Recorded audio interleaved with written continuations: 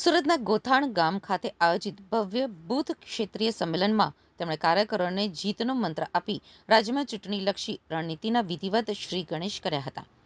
આ કાર્યક્રમ દરમિયાન આપના નેતાઓએ શાસક પક્ષ ભાજપ ઉપર આકરા પ્રહારો કર્યા હતા. ખાસ કરીને સી.આર. પાટીલ અને હર્ષ સંઘવી નિશાને લેતા કેજરીવાલ અને અન્ય નેતાઓએ સી.આર. પાટીલ અને ગૃહ રાજ્યમંત્રી હર્ષ સંઘવીની નીતિઓ સામે સવાલો ઉઠાવ્યા હતા. શિક્ષણ, આરોગ્ય અને ભ્રષ્ટાચાર જેવા મુદ્દા ઉપર ભાજપ સરકારને ઘેરી હતી. ગોપાલ ઇટાલિયા અને ઈશુદાન ગઢવીએ સ્પષ્ટ કર્યું હતું કે આગામી સ્થાનિક સ્વરાજ્યની ચૂંટણીમાં આપ પૂરી તાકાત સાથે મેદાનમાં ઉતરશે. ગુજરાતની જનતા હવે પરિવર્તન ઈચ્છી રહી છે અને તેની શરૂઆત સુરતથી થઈ ચૂકી છે. આ સંમેલનમાં કેજરીવાલની સાથે પક્ષના તમામ મોટા ગજાના નેતાઓ એક મંચ ઉપર જોવા મળ્યા હતા, જેમાં મુખ્યત્વે ચૈતર વસાવા, ગોપાલ ઇટાલિયા, ઈશુદાન ગઢવી અને ગોપાલ રાય સહિત રાજ્યભરમાંથી હજારોની સંખ્યામાં ઉમટી પડેલા કાર્યકર્તાઓને સંબોધતા કેજરીવાલે સંવાદ સાધ્યો હતો અને સંગઠનને મજબૂત કરવા ઉપર ભાર મૂક્યો હતો. આ સભામાં ગોપાલ ઇટાલિયાએ વિવાદિત નિવેદન કરતા જણાવ્યું હતું કે સત્તામાં બેઠેલો માણસ ઊંચી ખુરશી ઉપર બેઠો હોય એટલે એને એમ લાગે કે નાના માણસો કંઈ જ નહીં કરી શકે. આ તો સામાન્ય માણસ છે, સામાન્ય ખેડૂત છે, સામાન્ય મજૂરી કરતો વ્યક્તિ છે, આ કંઈ નહીં કરી શકે એવું ગાંધીનગરની ઊંચી ખુરશી ઉપર બેઠેલા ભાજપવાળાને લાગતું હોય, પણ સામાન્ય માણસ આ દેશમાં શું કરી શકે અને તે આઝાદીની લડાઈથી લઈ અને આમ આદમી પાર્ટીની લડાઈ સુધીના અનેક દાખલાઓ આપણી નજર સામે છે. દેશમાં અંગ્રેજોની હુકુમત હજારો વર્ષો સુધી એમની સરકારો ચાલી અને ગોળીઓ બંદૂકના ડરથી એમને શાસન ચલાવ્યું, પણ એક સામાન્ય દેશનો નાગરિક ઊભો થયો અને કીધું કે હું મારા દેશને આઝાદ કરાવીને રહીશ. અંગ્રેજોની ગોળીમાં શું તાકાત છે એ અમારી છાતી અમે બતાવીને જોઈ લઈશું. ત્યારે જઈને દેશમાં આઝાદી આવી. અને એટલે એવું કહેવાય છે કે નાનો માણસ જે ધારે એ થાય, પણ નાનો માણસ ધારે તો. આ જ દેશના ગુજરાતના કરોડો નાના માણસોને વિનંતી કરવા માટે આમ આદમી પાર્ટી આવી છે. આ આમ આદમી પાર્ટીના મંચ ઉપર બેઠેલા સૌ આગેવાનો શા માટે લડાઈ લડે છે? ગોપાલભાઈ કે ચૈતરભાઈ કે ઈશુદાનભાઈ કે અમારા તમામ આગેવાનો જેટલી શક્તિ, જેટલી બુદ્ધિ, જેટલું બળ ભાજપ સામે લડવામાં લગાવે છે, એના કરતાં અડધી બુદ્ધિ અને અડધું બળ ભ્રષ્ટાચાર કરવામાં લગાવે તો અત્યારે ક્યાંય ના ક્યાંય થઈ જાય એવા સક્ષમ માણસો છે. ચૈતરભાઈ કે હું અત્યારે રાજકારણ છોડી દઈએ અને વેપાર ધંધામાં લાગી જઈએ તો સારામાં સારા રૂપિયા કમાઈએ, ઇજ્જતથી જીવીએ અને કમાયેલા રૂપિયા ભાજપવાળાને કે એને ત્યાં નોકરી કરતા 2-4 સાહેબોને ખવડાવી પીવડાવીને તોય આપણું બહુ જ વજન પડ્યા કરે. કલેક્ટરોને 5 લાખ ખવડાવો, એસપી ડીએસપીને ખવડાવો એટલે તમે જાણો છો ને હું જાણું છું કે કેવું કામ કરવા માંડે. તો શા માટે હેરાનગતિ ભોગવવી? જેલ શા માટે? અમે વેપાર કરીએ, કરોડો કમાઈએ, થોડાક કલેક્ટરને, થોડાક મામલતદારને, થોડાક ધારાસભ્યને કવર મોકલાવીએ અને મજાનું જીવન જીવી શકીએ એમ છીએ કે નહીં? કયો તો જોઈએ ભાઈ, કયો ભાઈ, મજાનું એવું જીવન જીવી શકીએ એમ છીએ કે નહીં? હું વકીલ છું, હાઈકોર્ટમાં વકીલાત કરું છું, વર્ષે કરોડો રૂપિયા કમાઈએ અને થોડું ઘણું કવર નીચેથી આપ્યા કરીએ તો જિંદગીમાં મારા ઉપર એકે FIR થાય? चैतरभाई ऊपर था एक FIR ना था। आवाज उठाता है उसको पकड़ के जेल में डाल। आज हमारे युवा नौजवान बेरोजगार घूम रहे हैं, इनके पास रोजगार मांगने के लिए जाते हैं, ये उसको नकली दारू की बोतल पकड़ा लेते हैं। पूरे गुजरात में नकली दारू बिक रही है। कितने बच्चे मर गए नकली दारू से? हमारे युवा रोजगार मांगते हैं, उसके हाथ में नकली दारू पकड़ा देते हैं, उसके हाथ में पुड़िया पकड़ा देते हैं, कोकेन की पुड़िया, हीरोइन की पुड़िया, गांजे की पुड़िया पकड़ा देते हैं।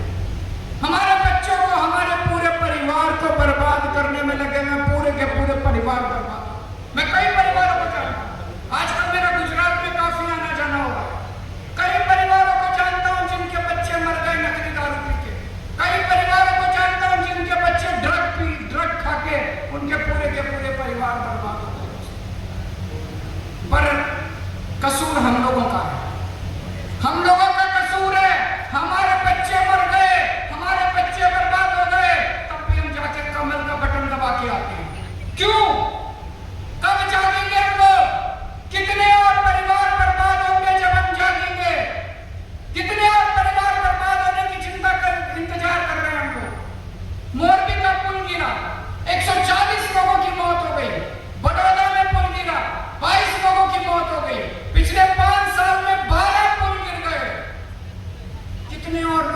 मौत की इंतजार कर रहे हैं हम लोग, कब जागेंगे हम लोग?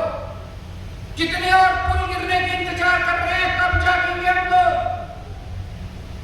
एक गरीब किसान बेचारा अपनी जमीन बेच के, अपनी बीवी के जेवर बेच के अपने बच्चे को पढ़ने के लिए भेजता है। उसका बेटा जाके अहमदाबाद में, सूरत में, राजकोट में जाके पढ़ाई करता है, रात दिन मेहनत करता है, पेपर देने जाता, पेपर लीक हो जाता। कितने पेपर, हर पेपर लीक हो रहे हैं, हर पेपर लीक हो रहा। कितने लाखों बच्चों का भविष्य बर्बाद हो गया, कितने और बच्चों के भविष्य का इंतजार कर रहे हैं बर्बाद होने के, कब जागेंगे हम? पेपर लीक होते रहेंगे और हम चुप बैठे रहेंगे, भ्रष्टाचार होता रहेगा, हम चुप बैठे रहेंगे, सड़कें टूटती रहेंगी, हम चुप बैठे रहेंगे, सरकारी अस्पतालों में हमारे बच्चे मरते रहेंगे, हम चुप बैठे रहेंगे, ये प्राइवेट स्कूल वाले भ्रष्टाचार करते रहेंगे, हमें लूटते रहेंगे, हम चुप बैठे रहेंगे। आज हम यहाँ सूरत में बैठे हैं। पिछले साल बरसात के टाइम में सूरत, पूरे देश के अंदर सूरत की तस्वीरें टीवी पे आ रही थी। एक बारिश हो जाए सूरत के अंदर, घर घर के अंदर पानी भर जाता है, बाढ़ आ जाती है सूरत के अंदर। इतना पानी, पूरे बड़ी बड़ी अमीर घरों के अंदर, बेडरूम में, ड्राइंग रूम में, टीवी तक पानी पहुंच गया, टीवी पानी भर गया पूरा का पूरा सूरत के अंदर। 30 साल का ये नतीजा है बीजेपी। आपके घर में पानी भरता है, हर सांगवी भी सूरत में रहता है, उसके घर में पानी नहीं भरता। सीआर पाटिल भी सूरत में रहता है, उसके घर में पानी नहीं भरता। आपके घर में पानी भरता है, आप इनकी नजरों में कीड़े मकोड़े भी नहीं समझते ये लोग।